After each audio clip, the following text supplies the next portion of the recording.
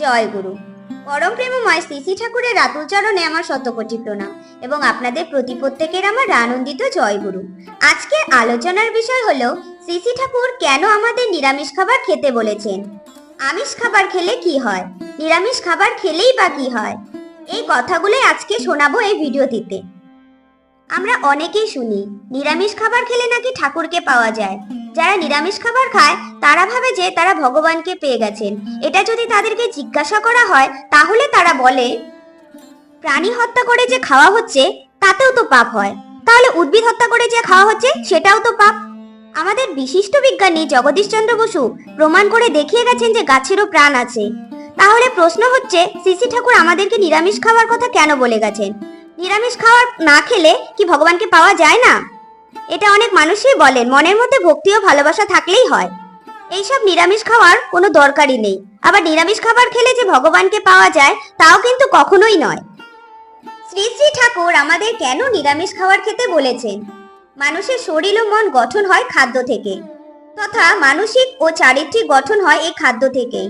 প্রতিটি খাদ্যের মধ্যে বিশেষ গুণ থাকে, আর সেই গুণ খাদ্যের মধ্যে দিয়ে আমাদের শরীরে প্রবেশ করে।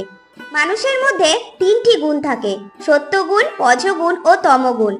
আমরা যদি সাত্ত্বিক আহার গ্রহণ করি, অর্থাৎ নিরামিষ আহার যদি গ্রহণ করি, তাহলে আমাদের মধ্যে সত্যগুণ বৃদ্ধি পাবে, আর তার প্রভাবে মানুষের মধ্যে বৃদ্ধি পাবে দয়া, মায়া, ক্ষমা, ভক্তি, শ্রদ্ধা, চিরতা ও একাগ্রতা প্রভৃতি। এই সমস্ত গুণ ভগবান লাভের পথকে অনেক সহজ করে দেয়। কিন্তু ডিম, মাছ, মাংস, পেঁয়াজ, রসুন প্রতিটি খাদ্যের মধ্যে তমগুণ ও রজগুণ থাকে। এই সমস্ত খাবার খেলে মানুষের মধ্যে অভিমান, হিংসা, রাগ, অলসতা, অজ্ঞানতা প্রভৃতি বৃদ্ধি পায়। এছাড়া পশুকে হত্যা করার পূর্বে কোনো পরীক্ষা করা হয় না, যার ফলে পশু পাখির মধ্যে যেই সমস্ত রোগ ব্যাধি থাকে তা মানুষের শরীরে প্রবেশ করে। বিজ্ঞান বলেছেন, অন্যান্য পশুদের সামনে কষ্ট করে যন্ত্রণা দিয়ে হত্যা করা হয় বলে সেই পশুর মনে অনেক ভয়, দুশ্চিন্তা, ক্রোধ ও আতঙ্কের সৃষ্টি হয়। তার ফলে পশুদের ব্লাড প্রেশার অনেক বৃদ্ধি পায় এবং তাদের দেহে অ্যাড্রিনালিন হরমোনের সৃষ্টি হয়, যেটা মাংসকে বিষাক্ত করে দেয়। আর এই সমস্ত বিষাক্ত খাবার খেলে বিভিন্ন রোগ ব্যাধি হওয়ার সম্ভাবনা বেড়ে যায়।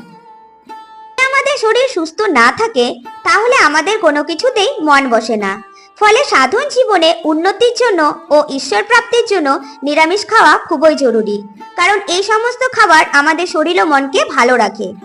এর জন্যই নিরামিষ খাবারকে সব থেকে উত্তম খাবার বলে মনে করা হয়েছে।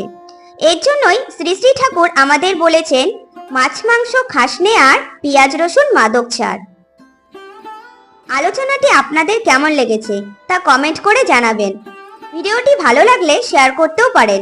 জয় গুরু।